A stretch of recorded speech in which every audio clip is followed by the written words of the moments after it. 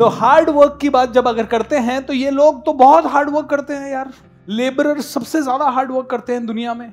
Okay, हर तरह का hard work करने वाले लोग हैं, लेकिन क्या वो सफल हैं? वो सफल नहीं है। क्यों नहीं है वो लोग सफल? सफल होते ही नहीं है। इतना हार्ड वर्क करने के बाद भी लोग सफल नहीं होते हैं।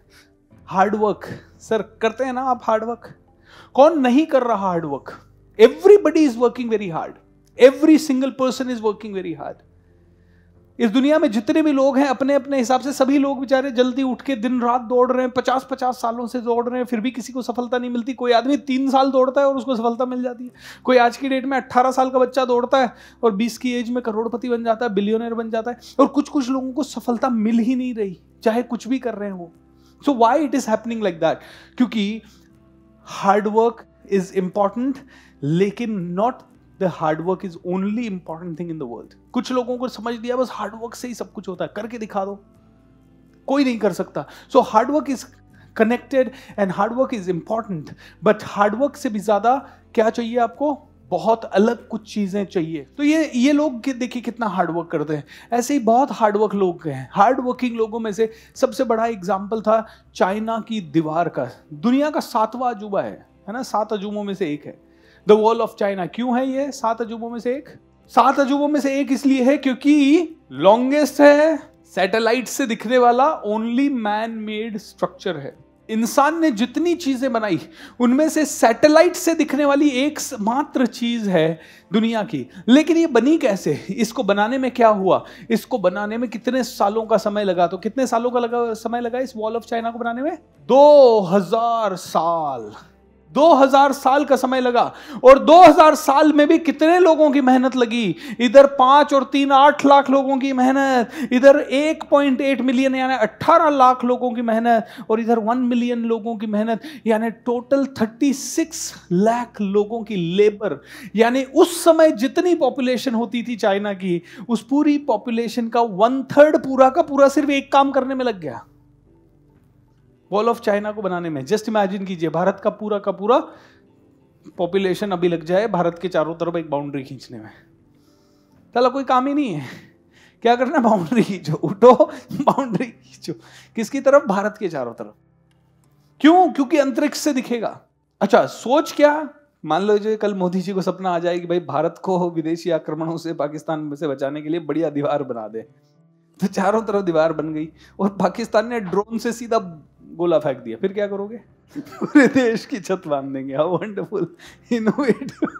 36 लाख लोगों की मेहनत, 36 लाख लोगों की मेहनत 6400 किलोमीटर की वॉल बनाने में गई। 2000 सालों की मेहनत। 2000 सालों में कितनी पीढ़ियां होती है? अगर 100 साल की भी उम्र कहें तो 20 पीढ़ी तो कम से कम हो गई। 20 पीढ़ियां सिर्फ एक ही काम में लगी है, उठो दीवार बनाओ, उठो। And to for what reason? To protect the China. And purpose was to provide a measure of protection. China को प्रोटेक्ट करना एकमात्र पर्पस था। बहुत बढ़िया था, ठीक है। उस समय के हिसाब से हो सकता है उस समय तीर भालों से, तलवार से लड़ाई होती थी, तो ये पर्पस ठीक था कि भाई इतनी बड़ी दीवार बना दो कि कोई आ ही ना सके। लेकिन क्या ये पर्पस पूरा हुआ? अब नंबर ऑफ आवर्स में अगर ये हम कैलकुलेट करें, 36 लाख लोगों की मेहनत, 2000 सालों का एफर्ट, तो नंबर ऑफ आवर्स में अगर आप इसको कैलकुलेट करें तो ये कितने घंटे हो सकते हैं? और इतने घंटे की मेहनत सिर्फ वेस्ट गई, क्योंकि ना तो इससे आज किसी को ज़्यादा रोजगार मिल रहा है, ना इसके कारण आज कुछ बहुत अच्छा दुनिया में हो पा रहा है, ना ये कोई सर्व कर पा रही। भाई पानी का कुआं बनाते इतने पैसे लगा के तो शायद पानी से सर्व करने में काम आता, और कुछ करते भाई इतने समय में कोई खेती के ऊपर अनुसंधान करते तो शायद वो टेक्निक आज तक काम आ रही होती। लेकिन दीवार बनाने का दिमाग किसमें आया? अब सवाल आता है, क्या उस समय भी, चलिए आज तो ये वैसे भी बॉम्ब का जमाना है, किसी और चीज का जमाना है, उस समय भी अगर एक गद्दार आदमी चाइना का निकल जाता तो क्या ये वॉल लोगों को प्रोटेक्ट कर पा रही थी? क्या पास्ट में कोई युद्ध हुआ ही नहीं। तो दिस वाज, अभी थोड़े दिन पहले अमेरिका बना रहा था मैक्सिको की तरफ एक वॉल, है ना। Is it really going to work? Not at all. तो कहते हैं जब एक लीडर के पास विजन नहीं होता तो वो गधों जैसे काम करता है। जब हमारे पास विजन नहीं होता तो हम गधों की तरह कुछ भी करने की कोशिश कर देते हैं। We really need to have a great vision, क्योंकि hard work with the vision can give you a successful nation. आज जापान के हर एक आदमी के पास विजन है। क्या जापान छोटा सा देश होते हुए भी उन्होंने बहुत बड़ी वॉल बनाई अपने चारों तरफ? क्या सिंगापुर ने वॉल बनाई अपने चारों तरफ? लेकिन है हिम्मत किसी भी देश में आज की डेट में जापान और सिंगापुर की तरफ आंख उठा के देखने का? नहीं है, क्योंकि वो यूक्रेन नहीं है।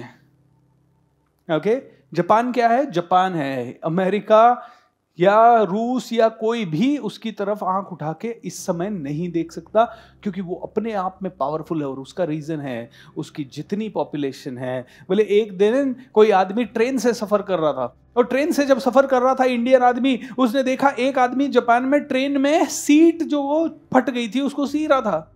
तो उसने उसे पूछा, भाई साहब यहाँ पे रेलवे में खाना वाना मिलेगा? उस आदमी ने कहा, मैं रेलवे से नहीं हूं। अरे आप रेलवे से नहीं है? हाँ रेलवे से नहीं हूं। अरे आप सीट को ठीक कर रहे थे तो आप रेलवे से हुए ना? बोले नहीं, मैं रेलवे से नहीं हूं। तो आप सीट क्यों ठीक कर रहे थे? बोले मैं सीट इसलिए ठीक कर रहा था क्योंकि देश मेरा है, ट्रेन मेरी है और मेरे पास सुई धागा था। है? देश मेरा है, ट्रेन मेरी है और सुई धागा किसके पास था? मेरे पास था। तो ये जब purpose, sense of purpose Japan के हर एक आदमी में। और ये मैं मेरे टीम में एक महिंद्रा एंड महिंद्रा कंपनी के बहुत मतलब मेरी सोसाइटी में रौनक, मिस्टर रौनक रहते थे। उन्होंने मेरे को बताया, भूपेंद्र ये बातें सच में सही है। मैं जापान गया थोड़े दिन पहले, बोलते हैं रात को हम लोग जा रहे हैं, एक सिटी से दूसरी सिटी जा रहे हैं और मेरा दोस्त मुझे ड्राइव करके ले जा रहा है। और जैसे ही करीब रात भी नहीं हुई थी, संडे का दिन था, सॉरी संडे को दोपहर में जा रहे थे और सामने एक रेड लाइट हुई, रेड सिग्नल हुआ, वो रुक गया। एक भी गाड़ी नहीं थी, एक भी पुलिस वाला नहीं था, एक भी कैमरा नहीं लगा हुआ था, फिर भी वो रुक गया क्योंकि गाँव की रोड थी। बोले वो रुक गया उधर रेड सिग्नल पे। मैंने पूछा भाई चल ना। अरे चल भाई, यहाँ पे कोई नहीं है अभी, किसके लिए रुका है? बोले सिग्नल के लिए। बोले कोई नहीं देख रहा, कैमरा वैमरा नहीं है? बोले रूल तो फॉलो करेंगे तभी तो बच्चों को सिखा पाएंगे रूल क्या होते हैं, अदरवाइज तो हम कभी आगे बढ़ ही नहीं सकते। बोले उसके घर पे टेलीविजन आया, उसके घर पे, वो गांव था।